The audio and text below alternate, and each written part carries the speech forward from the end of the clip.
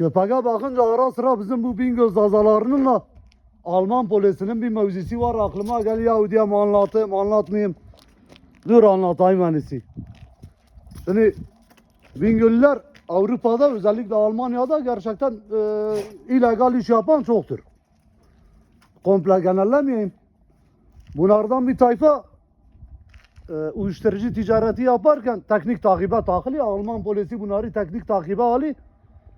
Şimdi bizim Zazası, Kürdi bilmem şey birdir yani Almanlarda hala da o eski Nazi kafası nazizm var yani. Irkçılık var. Bunlara demek zamanında çok zulm oluyor. Bunlar kıcık alıyor Alman polisinden. Almanlara kütük diye hitap ediyorlar. Alman polislerine kütük diye hitap ediyorlar. Yani Zazaca köpek demektir. Neyse ne bu çata teknik takibe takılı.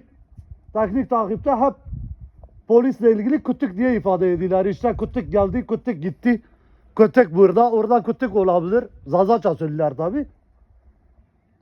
Alman polisi de teknik takipte Zazaca dinini de ne bilsin zavallı.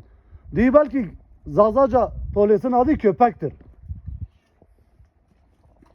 Bu defa teknik takip bitti. Neyse basıyorlar. O Bingöllülerin kahvesini basıyorlar.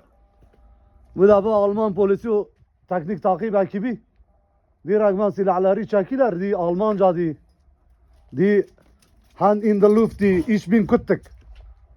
Yani di eller havaya di ben köpek. Aklıma gelene kadar gülüyorum.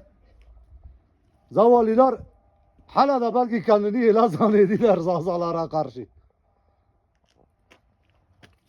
Bir de yanlış anlaşılmasın, bizim polislerimiz izlese kızmasınlar. Zazalar bizim polislerimize kesinlikle o şekilde kendi aralarında hitap etmiyorlar. Memur bey değiller. Polisimizi seviyoruz.